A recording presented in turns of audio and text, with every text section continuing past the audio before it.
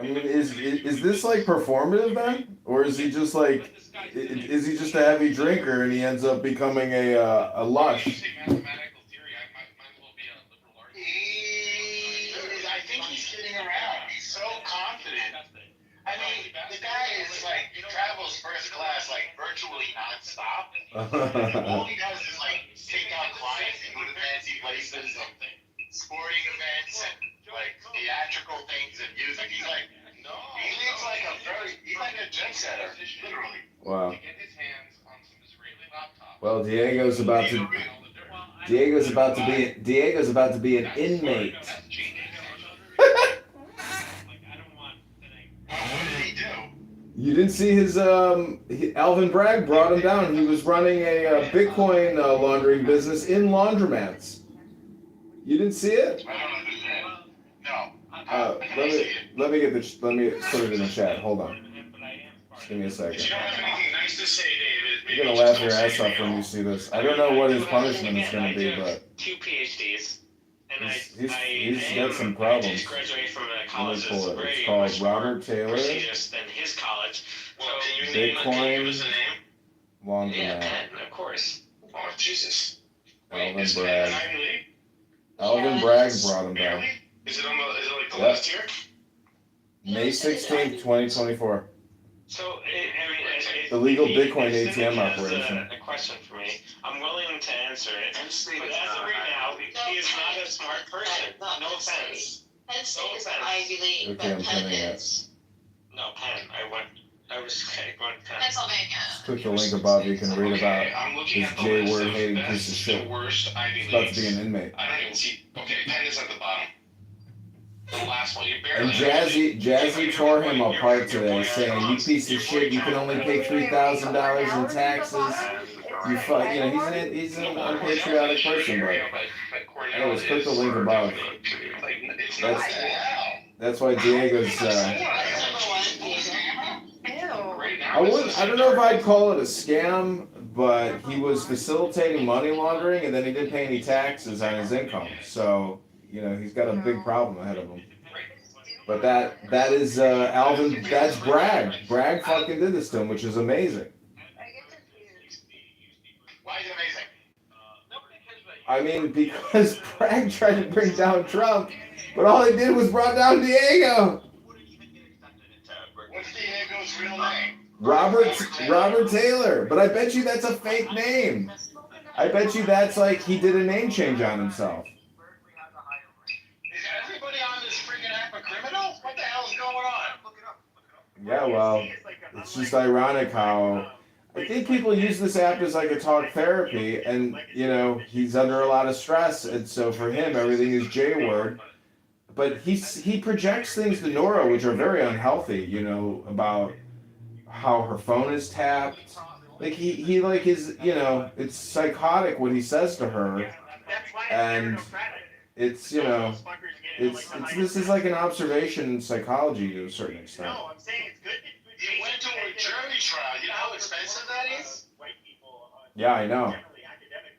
It's unbelievably expensive. I know. I'm sure this guy paid millions for his defense. I kid you not.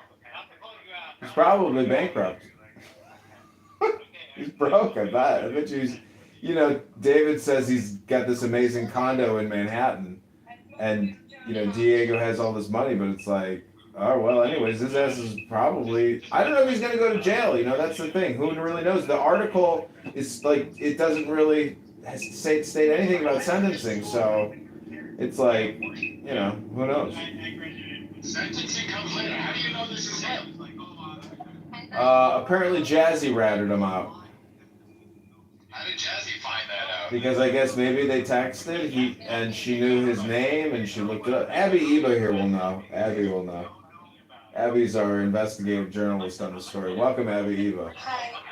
Why do girls like criminals? What is going on here?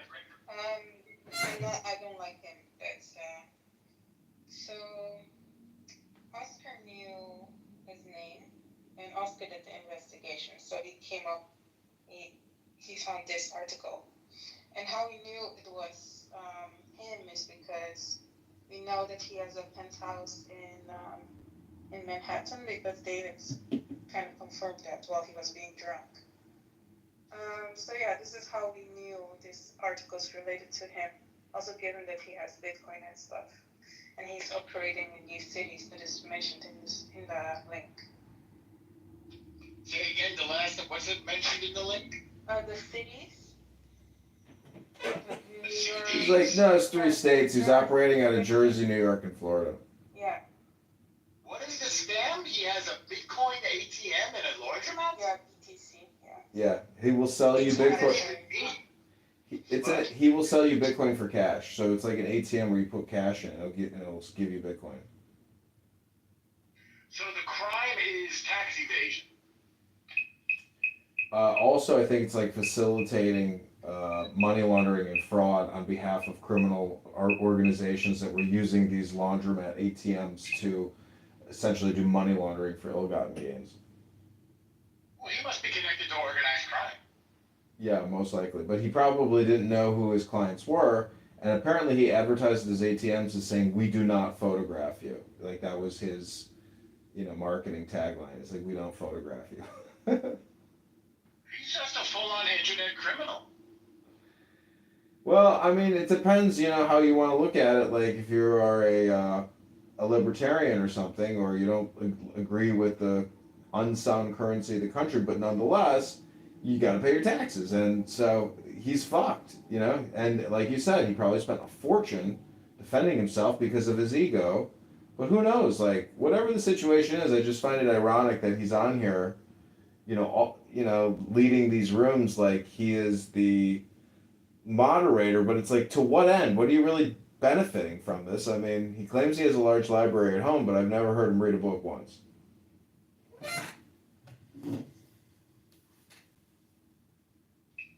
He lets other people read his books. I'm back now. What did you say? No, I was just answering some stuff. We're just making fun of him for being an idiot. Diego? Diego. Yes. Why is he an idiot? Well, he is an idiot. Why? A dumbass anti-Semite. It's more than just being a dumb anti-Semite. He's literally like a child. He's... Yeah, he is a child. He's a lost puppy. He needs I think he really liked her. I have that feeling. Yeah, he does, but at the same time, like, if you really like somebody and somebody's going in crisis, are you gonna leave her like that? Well, he's a bad boyfriend.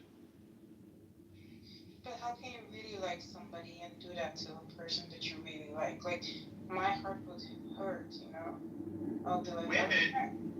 Women don't understand, guys. Yeah, that's true. We are all confused about our feelings. We have lust, we have desire, but we don't have responsibility. We don't know how to care for another human being. Women teach us how to care for other human beings. We don't know what the hell we're doing. He just was after her, which is interesting. Well, anyways, Jazzy knows too. I don't even understand. Like, what is he? Is he Catholic or something? What is he? Well, apparently he is, but... I think that everybody's just technically an atheist. Not everybody. I'm saying, like, in these crowds. I think a lot of these J-word hate crowds are essentially just atheists.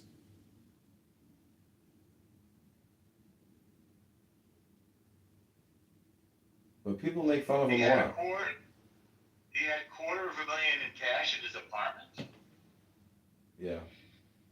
What the hell is he doing hanging out on Clubhouse? Because, I mean, it's the dopamine. I don't know if you know this, but I was in San Diego in La Jolla with my mom and my sister, and I'm walking out of the gas station, and I hear somebody say, "Edmund!" And I look over, and I'm like, "Diego!" He was there with his wife and 2 kids in an old jalopy vehicle, just randomly calls out my name. I'm like, wow, Clown House, I can get off the app, but the app still finds me. And it was, his wife didn't even look at me. She just looked straight ahead the whole time like a robot. The kids were well disciplined. Was she serious with him? His wife? Yeah. Was she serious with him? She didn't even say No, anything. she's furious with him, I said. Who knows his condition situation? Who knows? He doesn't really talk about it. You know, I mean, you could ask him. 5.6 million tax free in a year. $1 million in fees. Jeez Louise. It's big So it was business. agreed. He should have declared more income, and this wouldn't have happened. Yeah, he's technically doing a small money laundering operation, probably for like some Mexican cartel. Why Mexican? Because I mean, I think most of that money is probably narcotics, right? Okay, senior rackets investigators Ryan Conway and Frank Toro. Jeez Louise, this guy is an actual criminal. Look at all the people they had working on this case. There's like a cast of 20 people. I know. It's kind of impressive because, you know, we think he's such an idiot and such a moron, but, you know, at least he actually had something going. A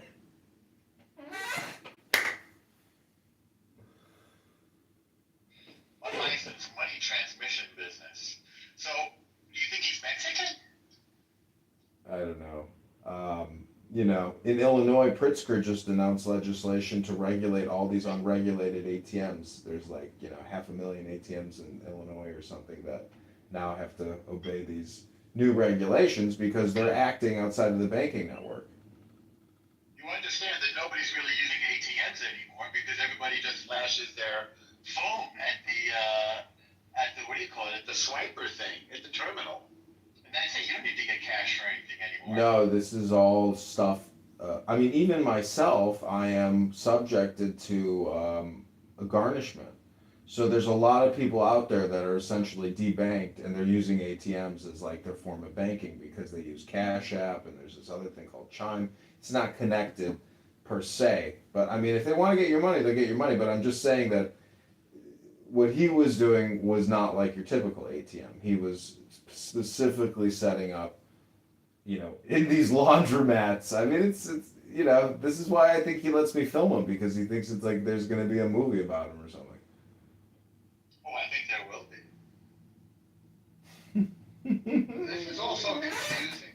Where does the anti-Semitism fit in? And who are those other people that? By the way, why Haven't you been in his rooms? He claims occasionally? You never heard him talk? he claims he was kicked out of high school for being a neo-Nazi. Okay. Yeah, right. That's what he said one day. Remember, you know Kobe, right? Of course, I know Kobe. Yeah, so Kobe was my really good friends, and we used to have a group chat. And okay, then you know what happened to him, and then Diego was making fun of it and say like, yeah, he didn't really die. He's a Mossad agent. You know, why do you guys care? And then Kobe used to be in a metal band, so he had pictures of him holding like metal album covers. He's like, look, he's always around death. Look what happened to him. Haha. Oh, I was going off on him.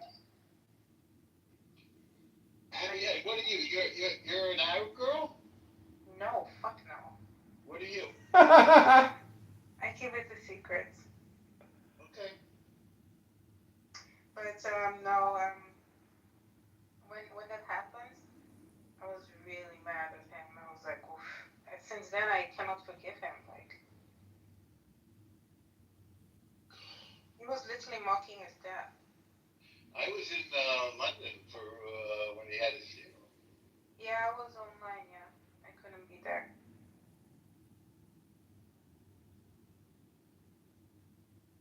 But great if you could attend.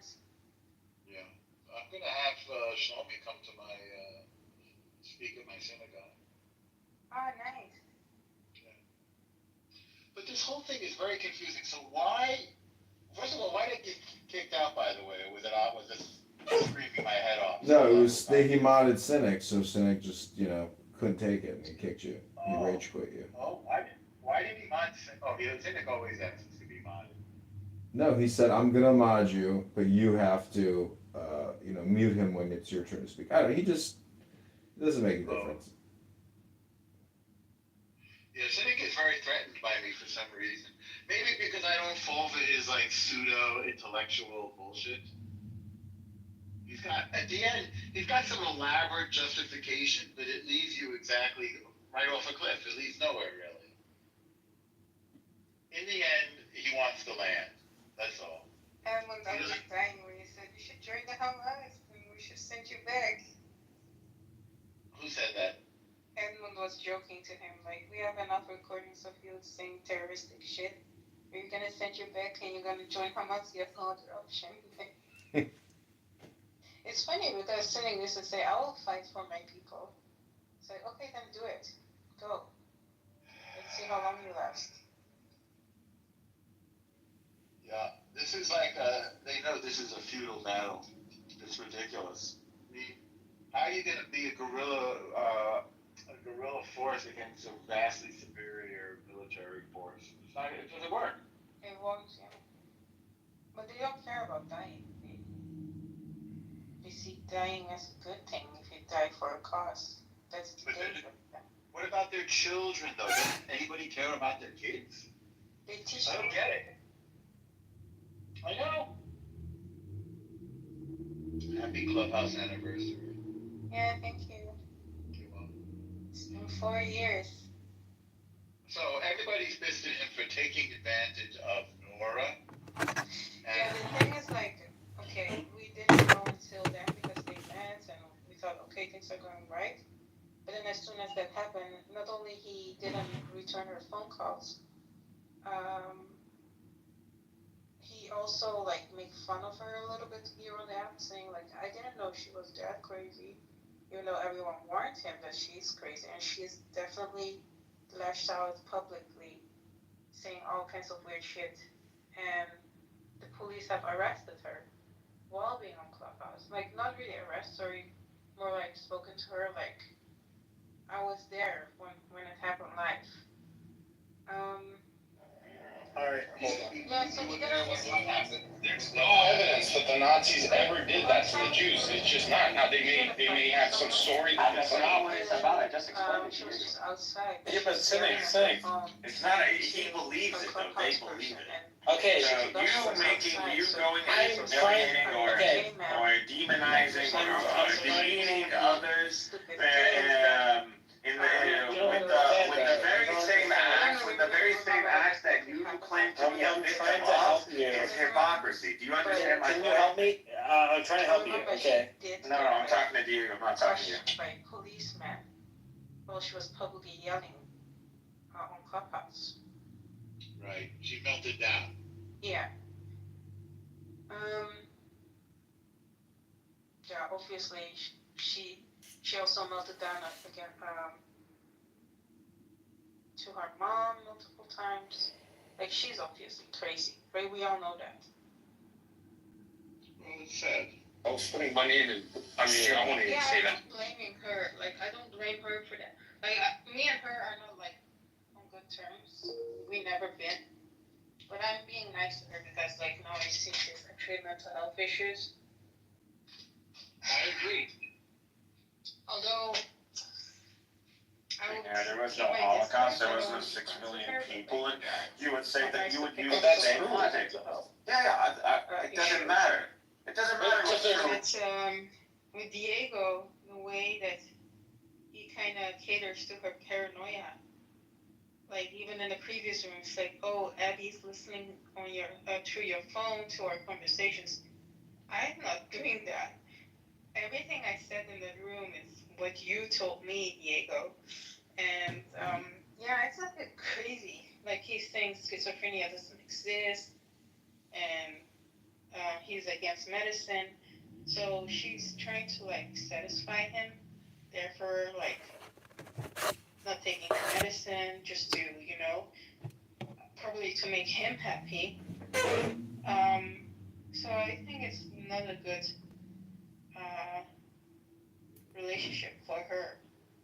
Are you kidding me? He's married. That's number one. Yeah. Nothing after that. She's been in a polygamous marriage before. Who? Nora. That's not a polygamous. What?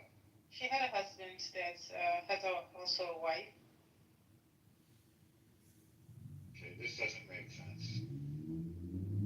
And he's not married. He officially.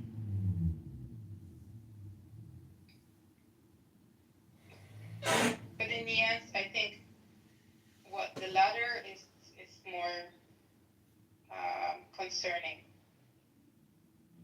The movie's not over. You know, I'm gonna live stream the room back into this room in a second, but the point is, like, I could really give two shits about this anymore. You know, it's like I would rather listen to an audiobook than ever listen to, yeah, you know, basically this app is, you know, total fucking bunch of pieces of shit. But anyways, let's wrap it up, and I give you without delay, Ultra Derecha.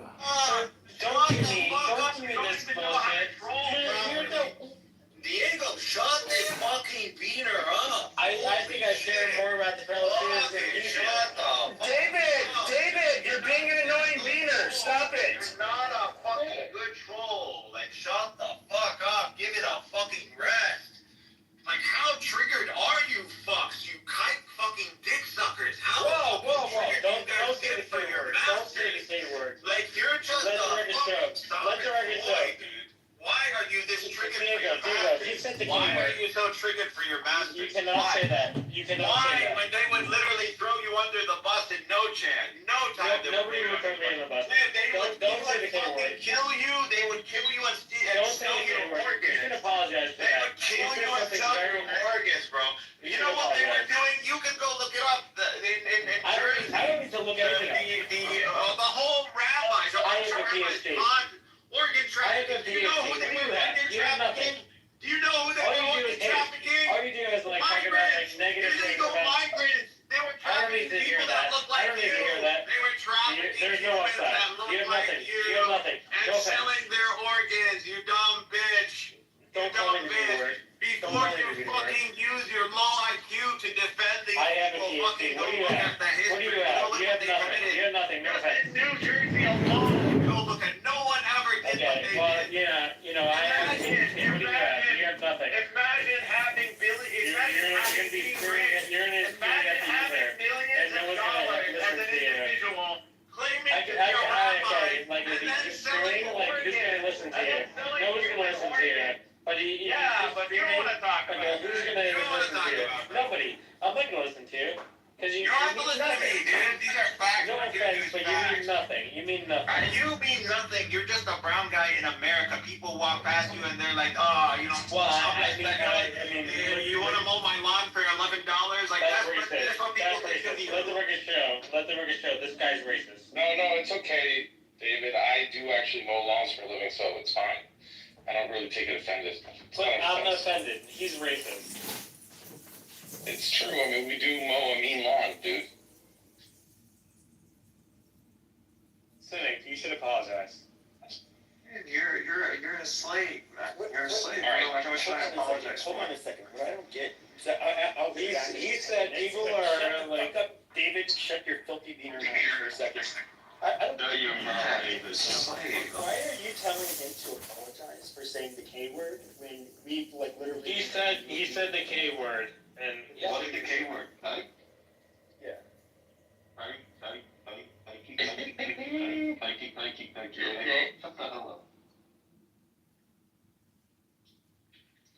well, Cynic said worse things than that. Like what? Alvin Dodger? Oh man. Let's keep it going. Keep it going. You know who didn't answer me? Prince. Ooh. Wait, did you call Prince and he didn't answer you? Yeah. When? Prince, How did you had a Rolodex on you, or what the hell is this? Called everyone in town? Prince, how come you didn't call her? I did. How come you didn't answer? But that's what I'm saying, Nora, is that, like, Norm, of course he's gonna give you all the time you want. You can't trust that guy. Wait, Prince, when Nora was calling you and you didn't answer, how come? When did she call? When she was David, why are you going to invested in all this? Well, why do you feel like you? Because he didn't get the call. That in politics, real and Palestine. Why do you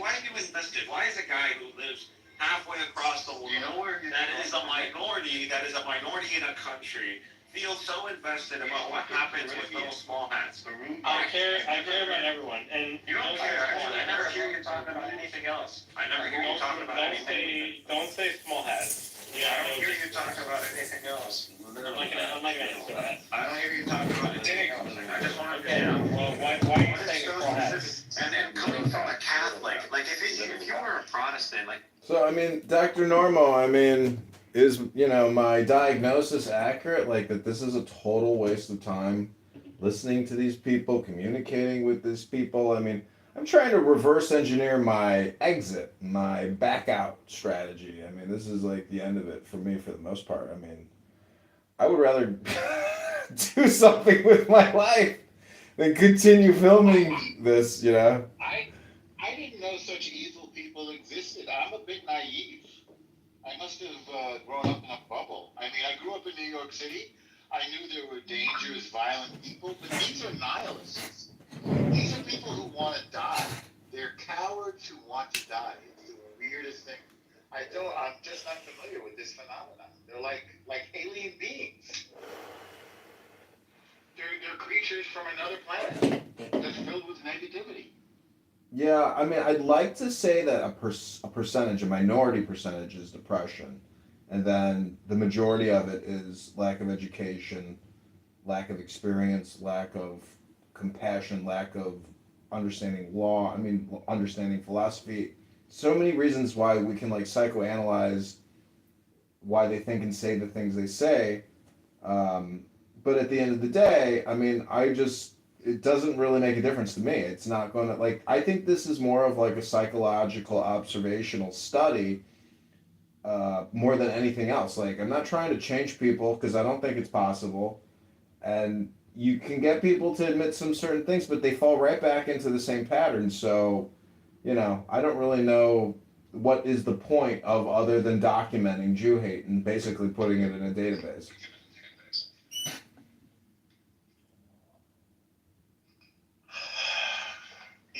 Cynic could lose his veterans benefits.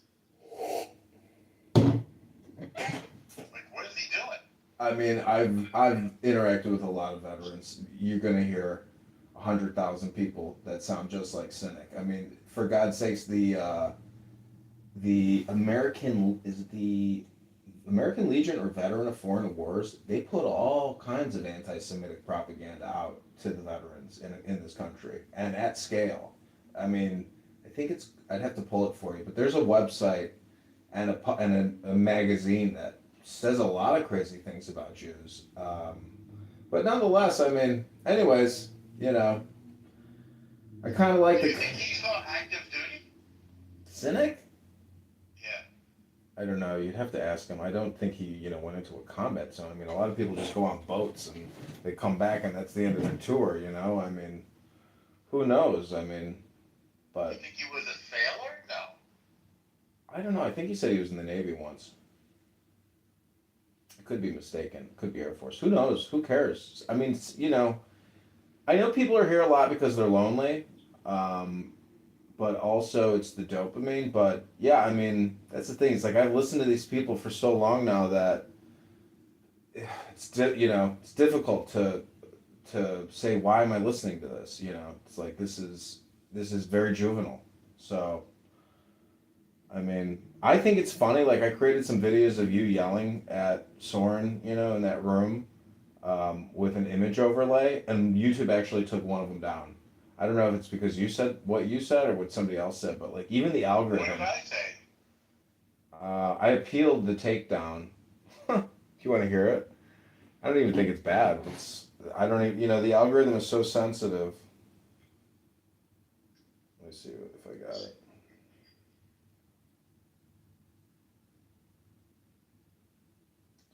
But yeah, I don't know if he is a security guard or not, but I think I heard him say he was a security guard one time. Oh yeah, he doesn't dispute it. But he took somebody just came in with a laptop and he said, I'll get to it for you tomorrow, ma'am. I'll call you back as soon as I'm finished with it. He's repairing laptops or something. Anyways, He's a sort of a lonely guy who's read a couple books while he was waiting for the next customer to come. just developed this crazy theory about, I don't know what, Jews and whatever. I mean, I don't even, do you think he's even a Palestinian? I think a lot of people, because they've been so brainwashed with social media, I think a lot of people think they're Palestinians or something. I'm not kidding. There's a whole there's millions of people. I mean, I have this friend Marcin, this Polish guy. I could call him right now. I mean, he has been radicalized and polarized by this whole thing. He's Polish and Hungarian or Bulgarian. He's got no tie to, no interest whatsoever, but he is big into Free Pally stuff, and it's kind of shameful. It's like, how does your family feel about that? Like, I think he's autistic, so maybe I'm being kind of mean, but anyways, you are your media, like, I don't know. Some people are just order followers, and they can't. I gave him this really good book. He never read it. Have you ever heard of the book Shuangzi? It's like the Tao Te Ching, but it's written by this other Chinese philosopher called Shuangzi. It's a very good book. It's called The Way of Shuangzi. It's like it's just an incredible book. You give people a book, nobody reads it. Hermes, welcome to Mimi, the podcast. We are wrapping up Hola, here. amigos. ¿Cómo están? El Normo, ¿cómo estás, Abby? Siguiendo la lucha. That's español. Wow. Claro que sí, compa.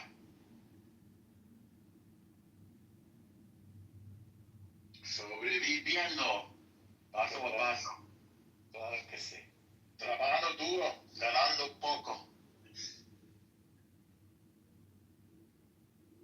So El Normo, I was with this room with Randy and you like 2 days ago or something. I said to you, I was like, in the '60s, El Normo had a big Jufro. He was a hippie. There was a peace movement. I'm 42 That now. was the 70s for the record. 70s, okay, yeah. Well, my point is, have you ever seen a peace movement in your life in this country? I've never seen a peace movement. I've never seen anyone organize for peace in this country. Never, ever. Never seen one flyer, never seen one protest, never seen nothing. Never, ever. People don't want peace, they want violent revolution.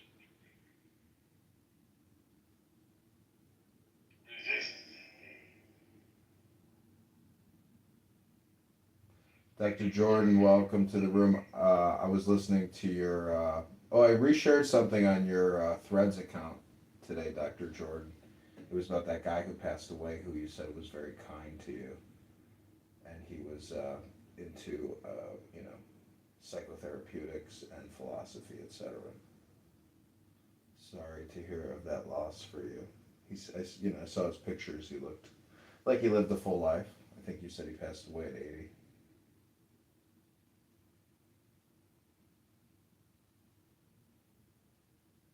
Yeah, 87 actually.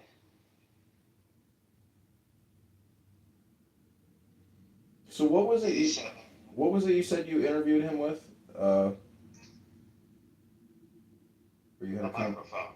No, I mean, what was the point of the conversation that Well, at the point, I had an active website community under the domain name enlightenment.com, and how I built my listenership was interviewing the people who I most wanted to interview. So I had met Charlie at a psychedelics conference, and he said yes.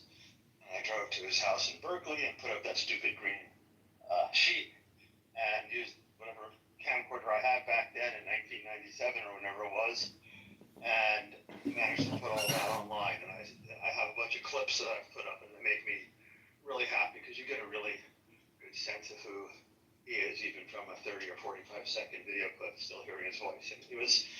And he coined the term altered states of consciousness, for one thing, in his book on the same subject, and was a real leader in the study of parapsychology and hypnosis and out-of-body experiences. And he had a radio engineering background, so he was always interested in the science as far as he could model it and explain it. Took great care to do that. So, everybody around here who was in the transpersonal psychology world knew him, including the partner I've been riding with lately, Jim Fadiman. So Charles Tart had a giant intellect. He put out something like 450 books and papers, and he was into Aikido. He got his black belt in Aikido. He said at one point that after 3 weeks, he could describe the relationship between Aikido and philosophy and Eastern Western religion better than his teacher could, but he couldn't do anything. That took him 10 years to learn Aikido. So I had a lot of respect for him and really enjoyed knowing him even a little bit. So I bought a couple books on transpersonal psychology. I haven't really read them yet, but you know, how is transpersonal psychology valuable for, you know, therapeutics, or I mean for, you know, therapy? You know, how can people use that philosophy? Well, you know, it sort of was a movement. There were different forces in psychology.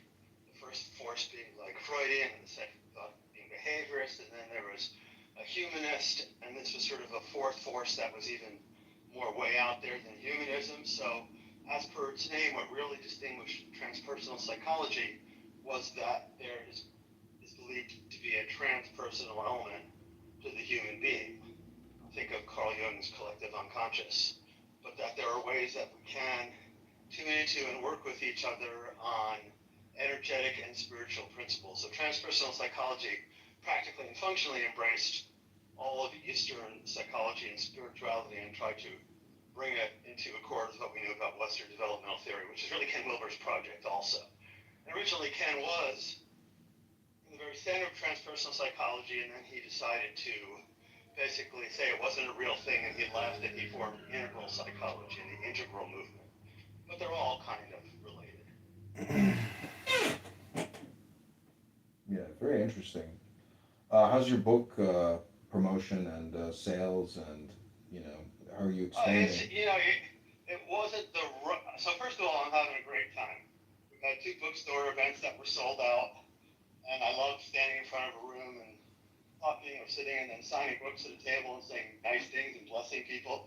It's actually a lot of fun. And I also believe we've written a great book, so that's a lot of fun. We have had some setbacks. The British publisher pulled the whole thing for legal reasons. They chickened out, even though they're a major British publisher, and they raised their hand in the first place to publish the book, so go figure. Our publisher tells us that we're doing great, although I was hoping for a bigger initial success out of the gate.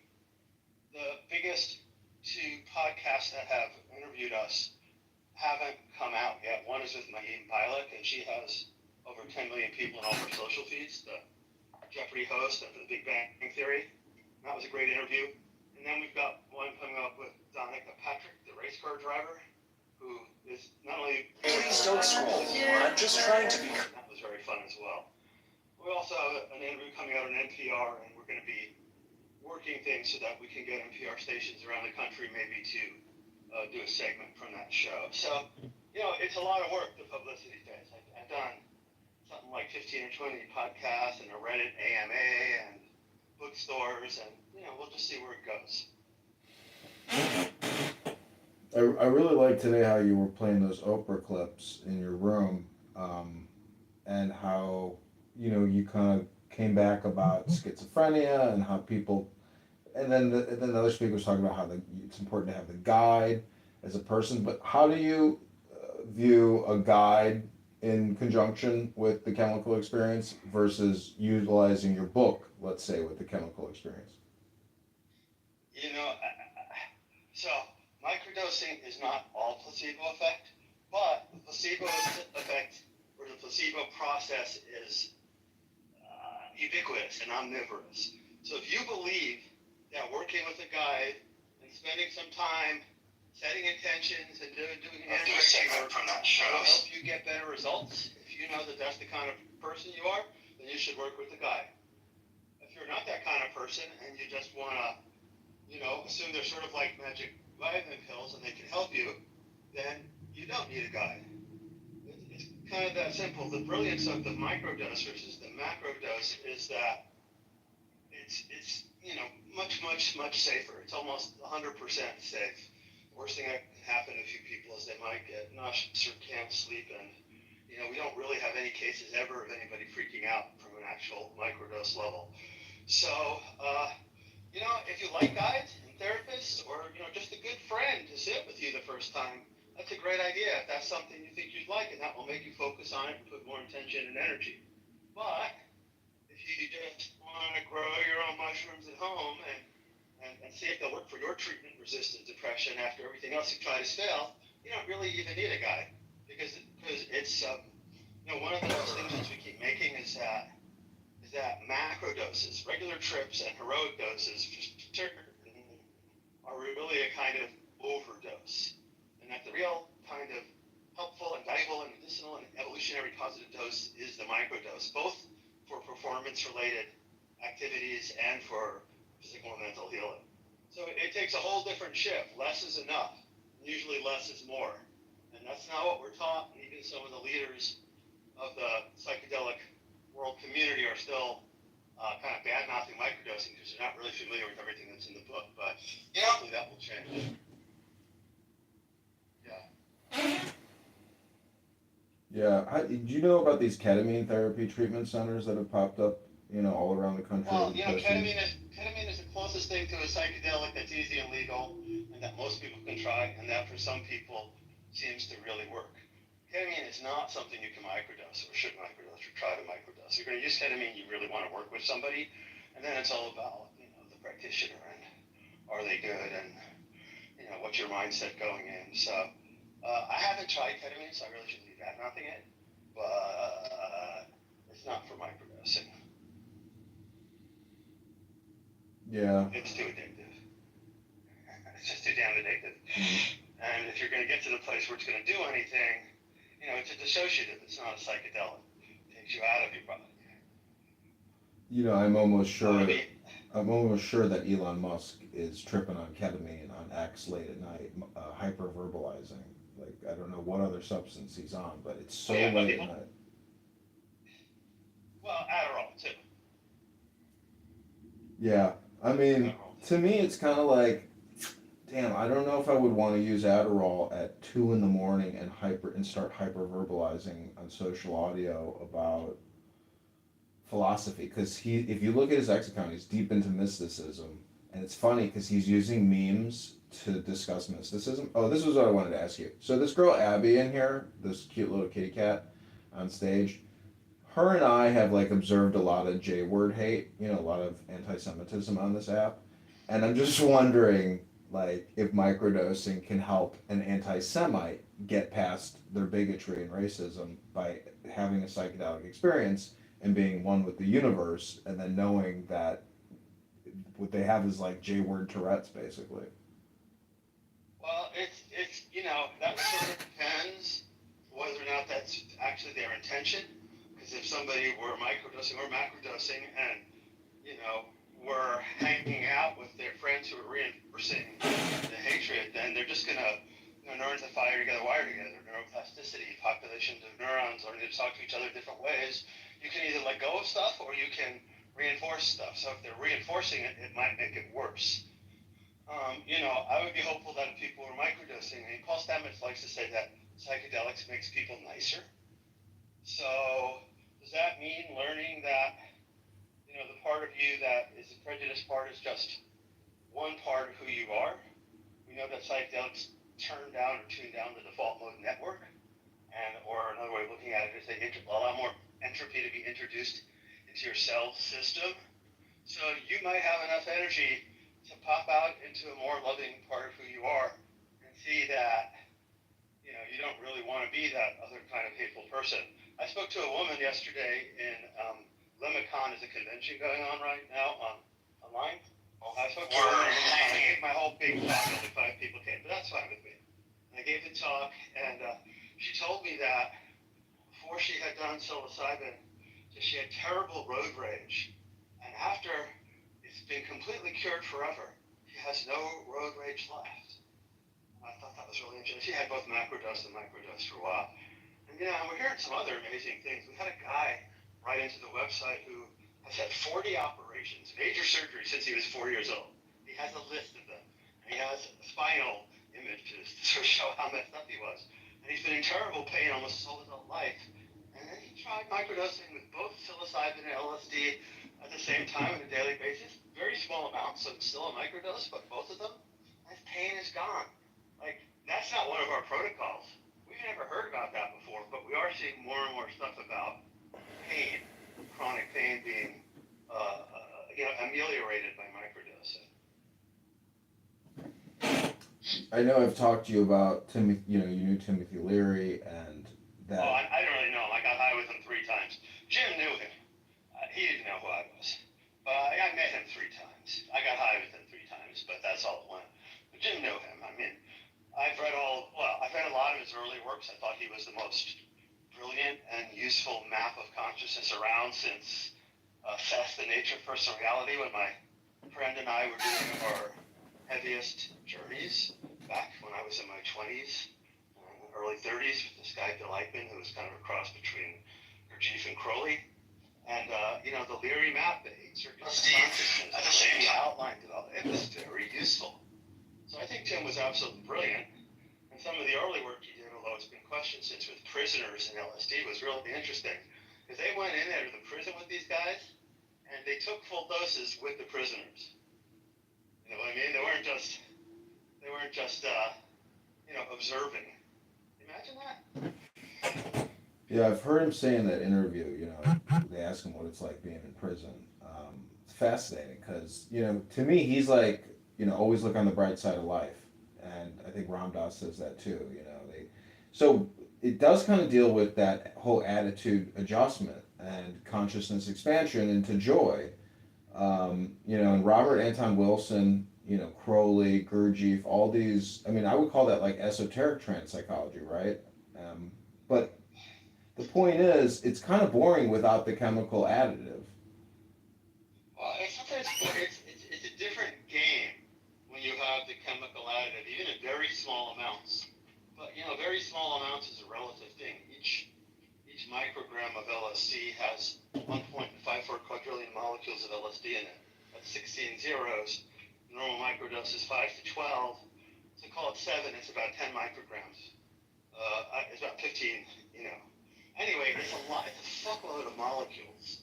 So even if you take 1/10 below the beginner's range we're talking about, if you're energetically sensitive or you've had past experience with the substance, you're going to feel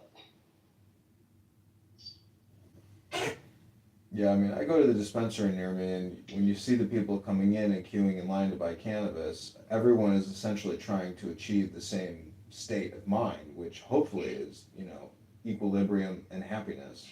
And that chemical additive to the brain is a huge addition to the body and the mind. It's like the baseline is, it's too negative. Too many people are living in depression and anger and sadness. Well, there's 2 problems with cannabis. He has. Well, I learned from my friend Wendy in all the rooms I'm in, Wendy Shoaff, who's a really omnivorous researcher because she has a brain damaged child, so she's really into everything, and she's a neuro-orgasm coach, and she's very cool, and she always reminds people that for the most part, cannabis is actually masking other symptoms, and I'm a huge cannabis fan and user, honestly, but it doesn't give you what a psychedelic does. It doesn't have the same neuroplasticity profile as a psychedelic,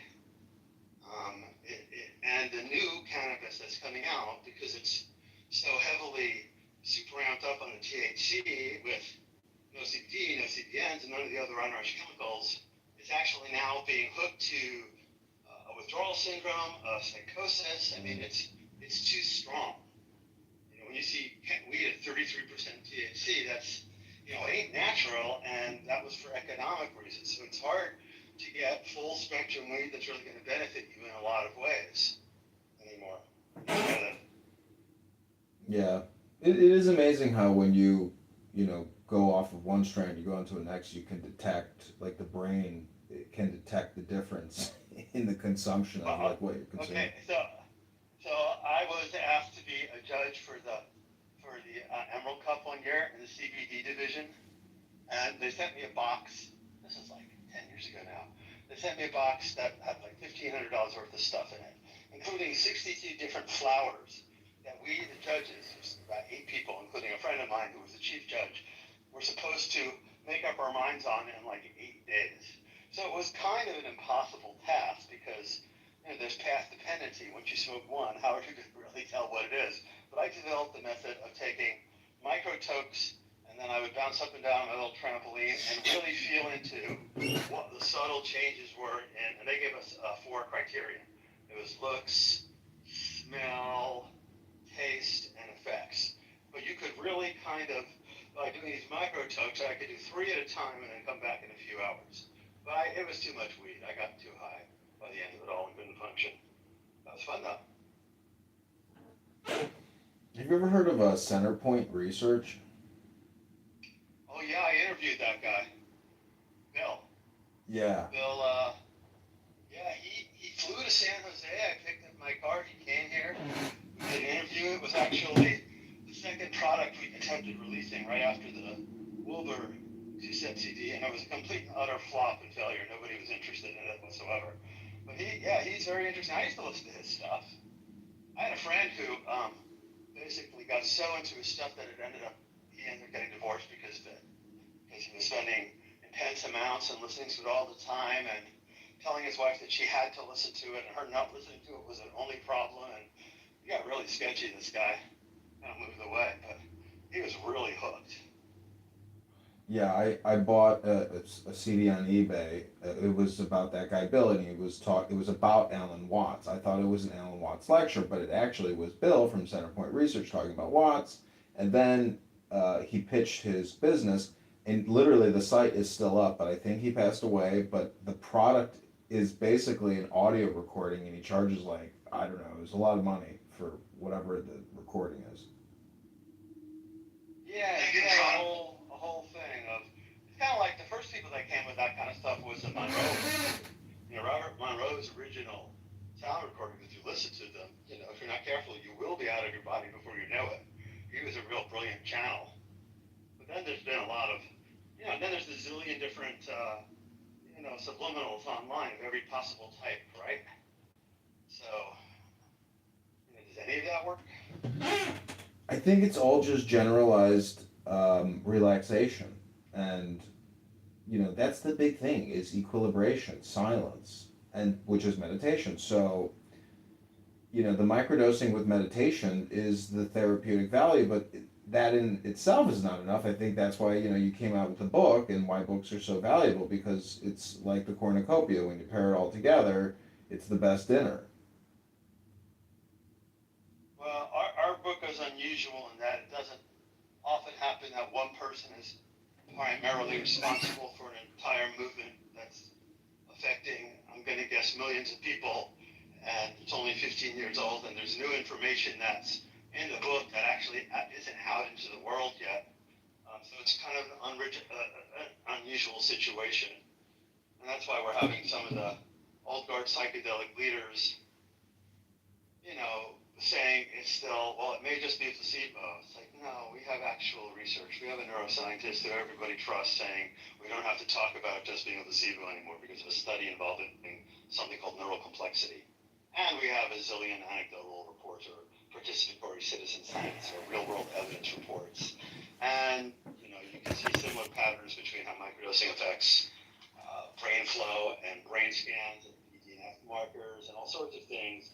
It's similar to macrodosing but at a lower amplitude. So the idea that it's just a placebo when you're talking 10 quadrillion molecules on a microdose of LSD makes no sense anymore. People still bring it up and they keep seeming to think that the only way to move towards a model of real healing is big doses with a therapist. We're going, yeah, for some people that's absolutely the right way, but there's a lot of people who don't need that. That's way more expensive and risky. That's why we start with the simplest possible treatment and see if it works, and then we can move up from there.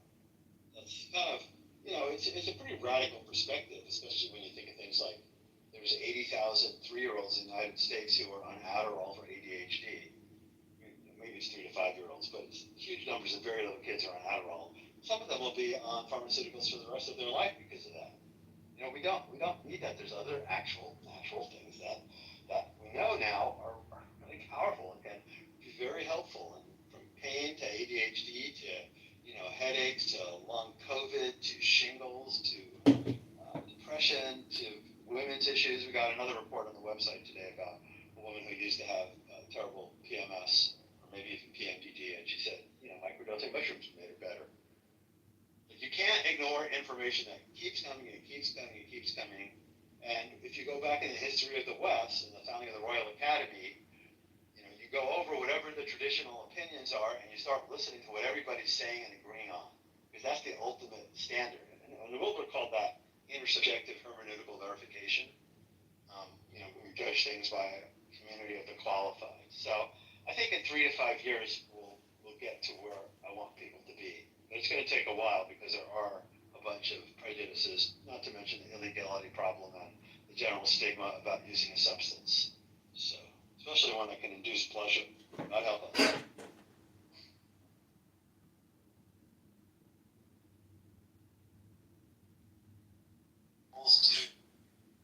I have this little booklet on the Golden Dawn Tarot, and it says, the study of this book may appear complex and frustrating, but it's very rewarding because to learn about the tarot is to learn a useful new language. And it says, all of the sacred books of mankind may be related by correspondence to the Kabbalah and its wordless meditation symbols, the tarot, but there is one very ancient work which is a key to this study. That work is the Sefer Yetzirah, or Book of Formation. Here in each of the 72 letters of the Hebrew alphabet are described as divine symbols. Each letter is ascribed to one of the tarot trumps, so the Sefer Yetzirah also describes the divine symbolism of the tarot. I'm just Crowley and Anton Wilson and Paul Foster Case, Dr. Israel Regardier, to me, that system of Western occult magic and cannabis or maybe psychedelics, I haven't really done much experimentation with psychedelics personally. I've done shrooms, and I think I did LSD once, but I would say it was bullshit. It was just like a little tab of nothing. Didn't really have any, cool experiences. I mean, I was with a beautiful woman, so it was a cool experience. But the point is, to me, studying tarot, and Abby and I did kind of an interesting experiment on love yesterday. And we did 10 tarot card pulls, and we discussed what we saw. And the query was love. So to me, it's that is a therapeutic experience, using cannabis and coffee and, maybe beer and orange juice, what I was on during experience. So I have technically been running experiments on this app for quite a while, utilizing cannabis and utilizing books like this. But to me, the whole outcome is relaxation and peace. So, like you said, you had the woman who experiences road rage and has essentially anger management issues. When I drive my vehicle now, I don't get aggressive. I don't get angry because A, I'm sick of getting speeding enforcement tickets, but B, because you're a much safer driver when you're driving in peace. You let the other people road rage and drive their cars like maniacs. I want to preserve my 24-year-old jalopy and not ruin, the brakes. The point is, all of these therapies should essentially, A, increase communication capability, because when I hear you interact with people, I hear people overtalk you. Some people are incapable of starting and stopping, and it's irascibility. So a lot of people don't have that ability to communicate effectively and stop and listen, etc. But the point is, it's really also about anger management, because from peace, you can create potential. But most people are not living their lives in peace, and they are internally conflicted. And the world is certainly externally conflicted, but internally, many people on this app are not, individuated or self-actualized, or have attained enlightenment, or gotten to the shore of nirvana and, like riding a bicycle, preserved it. And they come here, I think, to do their talk therapy dopamine creation and be political. But, I'm just saying, I think, the philosophy, is just either not understood or not integrated for a lot of people here. I will make sure that when the podcast comes out that I did with the We the World people, because this guy was invoking peace. His name is Kurt Kreuger, and he's a big peace advocate. So I think you would like him. But I do have a question for you, and maybe we talked about this. How familiar are you with the works of Peter Kingsley? No, I don't know. I don't know that name. Okay, so he is is an expert on the pre-Socratics and has written a lot about Parmenides, and he's written a book called Catafalque, Catafalque, which speaks a lot about both Carl Jung's Red Book as well as a Sufi mystic. I think it's in Meridian. And what a catafalque is it's a funeral platform that you burn king or queen on, and after the body's burned, the platform is what's left.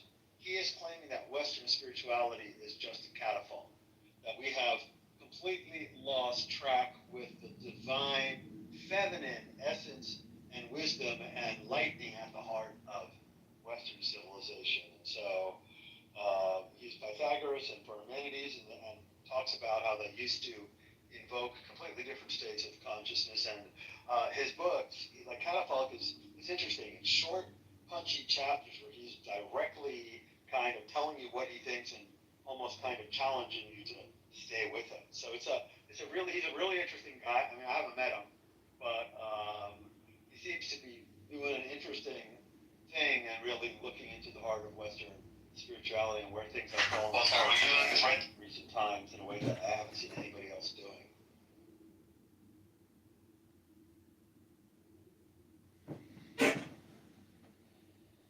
Yeah, it's I don't know, it's kind of like, there's so much content out there on YouTube. Anything you can think of, you go to YouTube, somebody's already done it. Are you following El Cordova? No. I really like her. So, Elva Cordova, Cordova. She's a 37-year-old woman who is a singer-songwriter, but also does very clever things around language and grammar and fonts, asking each other out. And she does one thing, which is a thought experiment, where she takes you to your dying day, and they've invented a mechanism to bring you back to today and completely re-experience today. And she kind of goes through that whole thing with you. It's really very uplifting. So if you get a chance, check out El Cordova. She's on all over Instagram and other places. She's got about 1 million followers. She's absolutely brilliant with language and funny. She's got this one thing about the grammarian versus the errorist, and it's funny as fuck. I really like. I definitely have a crush on her. Well, she's gay, so good luck. Yeah, I'm glad she got a big following. Yeah, she's funny as hell, and just her uplifting spirit and just the way she works. Robinhood Gold offers a high APY on uninvested cash. Join Robinhood Gold now. Hey, what's up, everybody? You know how you start scrolling sometimes, you're like, what am I doing? I have this discovery of the last year or two online. Of course, for a while during the pandemic, my happiest discovery was Pluto, who was a talking dog with something like 2 million followers. Abby and I on this app, we did 14 ASMR videos earlier, and I'm wondering, like, what kind of content you're creating, but like ASMR videos, pairing it with microdosing could be, some interesting titles and content for people to digest, because technically, I believe, like, I have this neurolinguistic programming book. It says that all communication is hypnosis, and it like reverberates with me in the sense that, so I went on YouTube, and there's a woman who has a channel. It's called Sensual Mystic ASMR, and she's a very beautiful woman, and she's got thousands of subscribers, but she just whispers all of this sensual mystic stuff, and it's very hypnotic. So Abby and I were trying to recreate a parody. What's her name? If you just Google Sensual Mystic ASMR, I can pin the link to the room. Hold on one second. I can find it. Yeah, but she's a very good example, because I was, I like the Tao Te Ching a lot. And so Zach Ruda, this guy on here, he was like, I bet you there's an ASMR version of the Tao Te Ching. So I YouTube it. Sure enough, tons of people are whispering the Tao Te Ching. And the algorithm showed me this sensual, mystic ASMR beautiful woman. And I was like, oh, she gets it. This is very hypnotic, because you're essentially whispering very powerful wisdom. And so we would try to recreate it today, and it was our experiment to see how the algorithm would respond to these 14 videos we created. Yeah, that sounds like fun. I don't know anything about ASMR, but it's it sounds like it's another type of, online subliminal or, audio frequency or transformational thing that you're supposed to watch, because it's there for everything from working out to hair growth to, become a leopard. I mean, anything you want, there's subliminals for. Yeah. And you're saying this is a little higher grade than that.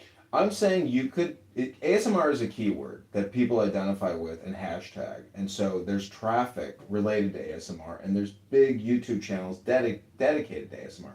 Some of them are 290-pound African American women eating seafood legs, and they have literally a food eating ASMR YouTube.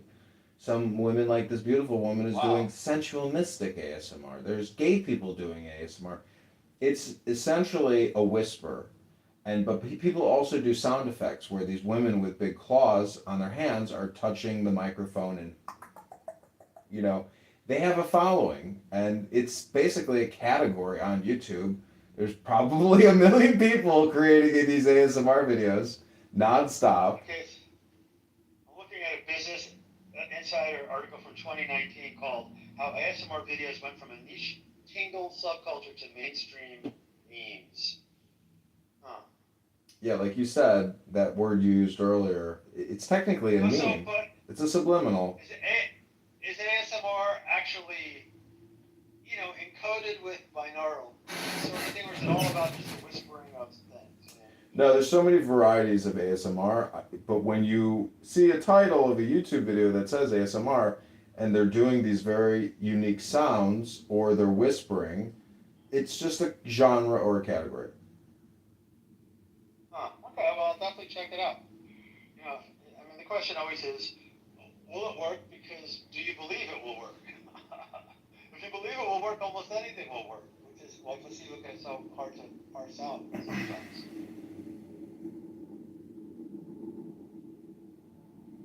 Yeah, I was like, why don't I just open a website and call it, placebopills.com and sell placebo pills that treat the top 100 medical conditions and just send them, sugar pills. But straight up market it as being the placebo effect, and literally stating that these pills do nothing unless you think they do something. And it would be interesting to see how. I was just talking, I don't know if you could hear me, but I was talking about how it would be fun to open a website that sells placebo pills that treat 100 things, but makes the claim that the pills treat nothing. I bet you people would still buy it in order to give you the feedback. It creates like a placebo effect loop with the customer, and you get the feedback, you get the customer testimonials, and next thing you know, you sell 1 million placebo pills a year to people that are treating a wide variety of maladies. And I don't think you could be brought up on charges of deceptive advertising because you're specifically demonstrating and showing these are just sugarcane pills that do nothing except the labeling of the bottle suggests. You see what I'm saying? It's like a parody e-commerce website, but I bet you anything, because of the placebo effect, it could be a useful product for people. Well, sure. And that's sort of how placebo works on some level, some of the time. I mean, to the degree that, well, I don't want to talk about homeopathy, but do you know about that Million Pixel website? Yeah, I remember that. $1 million selling a grid of 1,000 by 1,000 on a website. It was a beautiful image, really. Yeah, and they made the $1 million. So, yeah, good for them. Yeah. I don't know, I've never mainly been driven by money, although I'd like that to change, or like more money to come to me. But we'll see. Well, that's why I say all communication is hypnosis, in the sense that Pixel site was technically a $1 million hypnosis. When you pair art with a transaction, it's a gimmick. It's a shtick. Like the pet rock, basically. I mean, my dad, when I was a kid. Rock, that's right. Yeah, when I was a kid, my dad gave me this attaché case by this guy named his name was Joseph Kosman, the Joseph Kosman Business Institute, how to start a business, basically. And it was all these tapes, and he was a successful marketer and businessman, and that product in itself was another reframe of another business. So it's just interesting how communication and what people spend money on, because I've sold hundreds of thousands of dollars of business plans. It's just interesting how people are purchasing and spending money on communication,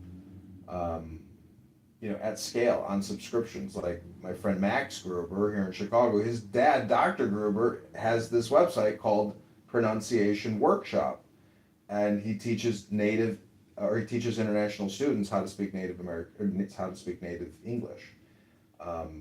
But basically, it's almost like a hypnosis business. And he originally wanted to be a hypnotist and a famous singer, but he parlayed that into speech therapy and how to speak American English. So it's interesting, because people will pay for that. Yeah, people will pay for anything you can convince them is going to actually benefit them, which in part involves your enthusiasm and your charisma. Charisma is defined as the gift of grace, and it refers to the ability to actually change followers' physical and emotional and mental situation. So to the degree that people are charismatic, they can sell anything. So that means that the customer or the person seeking therapy is technically, in many ways, trying to capture the spirit or put the genie in the bottle. And that's, I've done a lot of public speaking, like with Toastmasters in college, or even, if you've ever heard a preacher, shout the gospel and get all erratic, it's kind of like. Some powerful speakers. Yeah, people create an egregore in real time in the room, and everybody's emotions get synced, and their pheromones get synced, and it's strange. It's like that book. What is it? Delusions of Madness Our History. It's online for free. Look at all those huge popular mass delusions and crazy things. Tulips, but there's been a lot of others that have happened. People crying, controlled, hundreds or thousands of people laughing. I mean, it's like we really are subject to internal mind viruses, which is probably why we have the president we do at this point. And we don't believe in them that they're real, which is why we can't really fight them. That's the weird part. Western reductionistic science has its downsides, and part of them is it's made us less sensitive to the actual lived energy dynamics of being an incarnated being. We don't believe in shit if we can't see it, take it apart, and measure it. But you can't take apart and measure everything. It doesn't work that way. Yeah, Chris down in the audience, he is a wealth of resource when it comes to really interesting books and documents for free on the internet. One of them is like mnemonics, memetics. It's like this big memetics book, and then the other one is this How to Win Jury Trials. It's called The Reptile, and so in many ways you could say that X and Elon Musk, the wizard of Trump, essentially awakened the reptilian mind, and the collective herd consciousness put Trump into office because the collective reptile mind felt threatened, and Trump was, the knight to protect the survival of the reptile mind. Sure, the reptile mind loves scapegoating. I had a cat I had to put down 2.5 weeks ago now, and in the last couple of days, the other 2 cats we have started attacking him. He smelled like death. They got triggered in their reptilian minds. They didn't want him around anymore. It's kind of weird to see it happening. But my analysis is more that he's kind of like the mule in Isaac Asimov's Foundation trilogy. He has the ability to bring people into their worst selves or subpersonalities, and then to forget that they have any other, and to stay there and to wallow in it, and that somehow spread. It's not a good situation. Let's hope we stay together for the next 4 years as a country.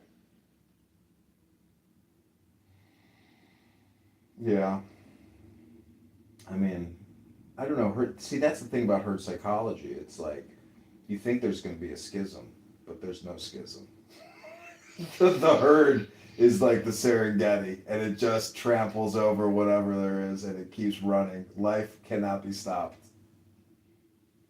Yeah, in the end, there's always a yin to the yang. There's always a drop of light in the deepest darkness. There's always a dawn after the greatest darkness. So I'm going to believe that in the end there is going to be a positive response, and in the long run the arc of history does bend towards justice and sanity. But that might not happen in my lifetime. There's some dark shit happening.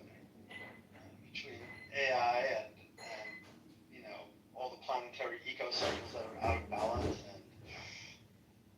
and I mean, we don't have to go through it because it's too real and too vivid, and the LA fires, and these are crazy, chaotic Kali Yuga times.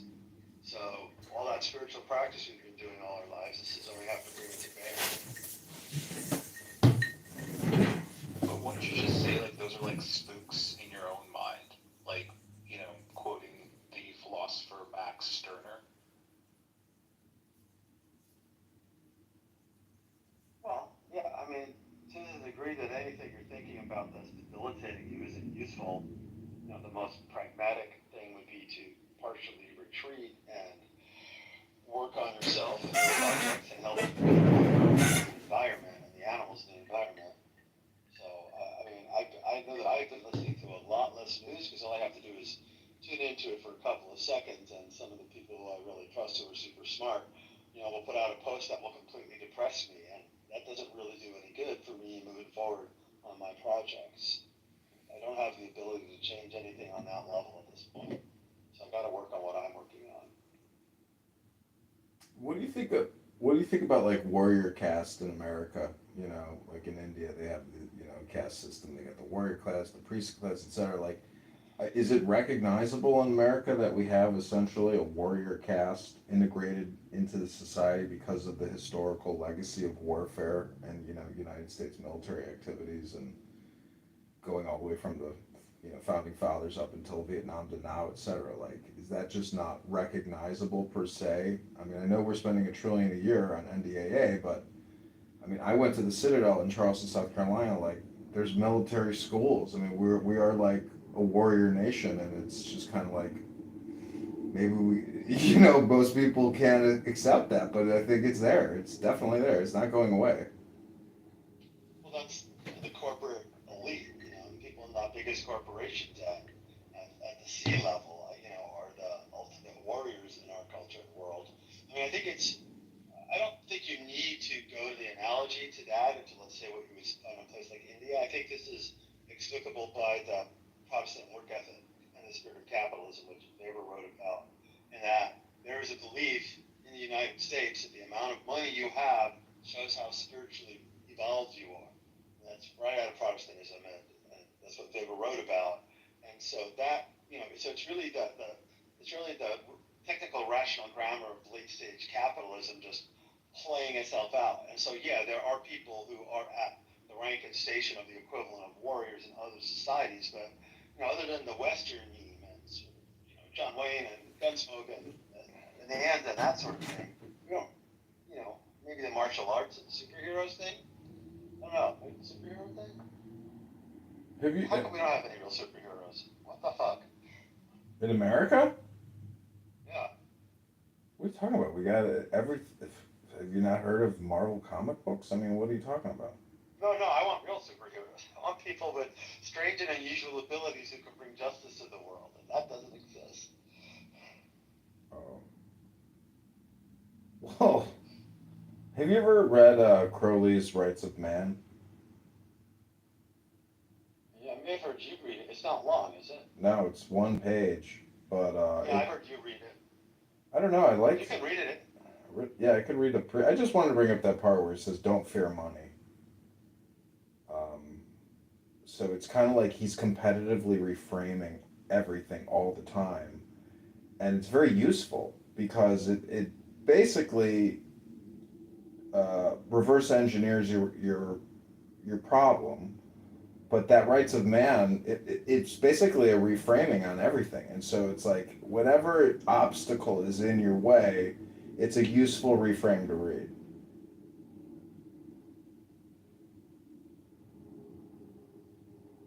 I mean, essentially, you can utilize it for your your communication, your continued communication strategy on your business, on your product now.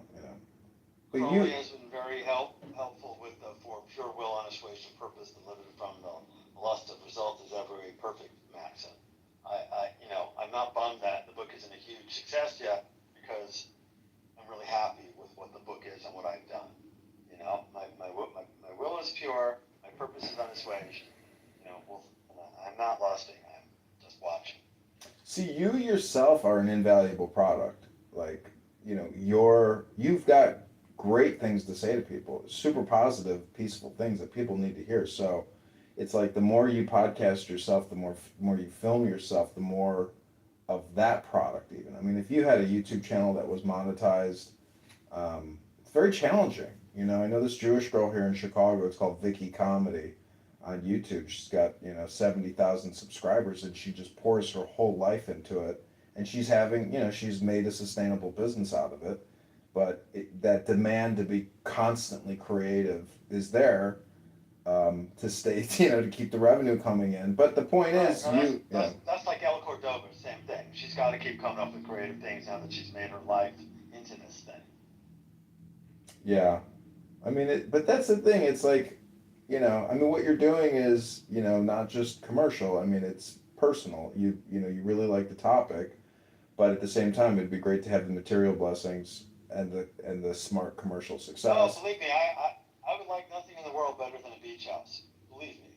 And I'm not saying I don't have a beautiful home. We do have a beautiful home, and I get to travel a little bit. My life is great, but I would still like a beach house. So, yeah, no, I'm open to it. I have very lightly played with the idea of bringing Enlightenment.com back as a place to discuss the enhanced performance from arts, creativity, and physical endeavors in sports that microdosing seems to lead to. Because my contention is that you will see an A to Z list of artistic, creative, and physical and sports activities that in nearly everything you can think of, from knitting to volleyball, you will see people at the cutting edge taking advantage of microdosing. And it might be nice to find a way to gather them together into one place. So I've been kind of very lightly thinking that over. Yeah, I mean, the thing is, it's like, it's personal, if you get a new phone and you start creating YouTube videos, and they're so easy to make now. I mean, you can, even your AI, you can create an AI video on YouTube right now, and it's very easy to do. And, it's the question is, do you want to do it? Do you want somebody else to do it for you? Like, can you collaborate? Like, I can create things real quick, but the thing is, it's like, is it really facilitating your bigger purpose, or is it just more friction or more chatter? Yeah, my purpose is to catalog, embrace, nurture, transduce, and amplify and radiate enlightenment. That's my purpose. Yeah. So, I've had a couple of shots at that with Enlightenment.com, and I'm not gonna do it again until I'm really ready, until I really know what I'm doing. So this book is going to be playing out for at least another year as a really active thing in my life. And interestingly, all my other clients went away during the writing of this book, but we're talking about writing a follow-on book because we already could, not second edition, but sort of a book of essays that go into more depth about certain things that I don't talk about too much because there are limits. But I don't know. I've been so busy for so long, it's nice to have enough time to fuck around a little and still know I'm going to get to my taxes in time. Yeah, death and taxes. I mean, because I'm an old guy. I'll be 65 in a couple of weeks. So. Well, look at Enlightenment as a 10-year project, because that is a real IP. You have real IP there. I mean, you could develop that and sell it to Time Warner, or that one network is it the Gaia Network? I think it's called. It's owned by this. Gaia Network is really there's any number of people have tried to buy the domain name, and I have always viewed myself as shepherding it since I first registered it. And so it's, I'd rather have it in my hands than belong to a power company or a car company or whatever it's going to be. And usually when people want to buy it, and sometimes I've offered a good deal of money there, they'll never tell you who the proposed buyer is.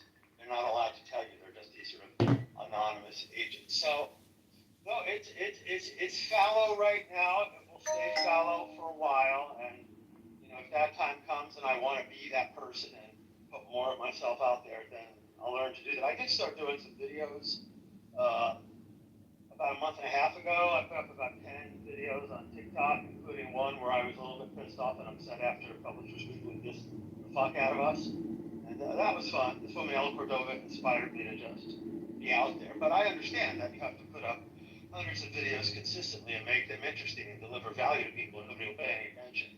So that's a big job. Al Cordova has almost 1 million subscribers, 700,000. She's got only 900 videos up. I have one YouTube account with 5,500 videos and only 1,700 subscribers.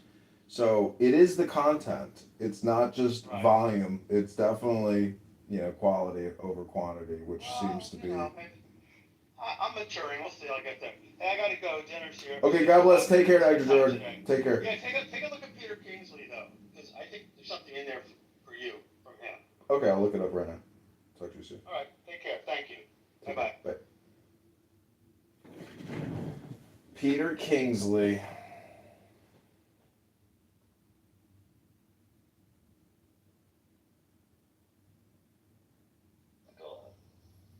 No, but seriously, Prince, how tall are you?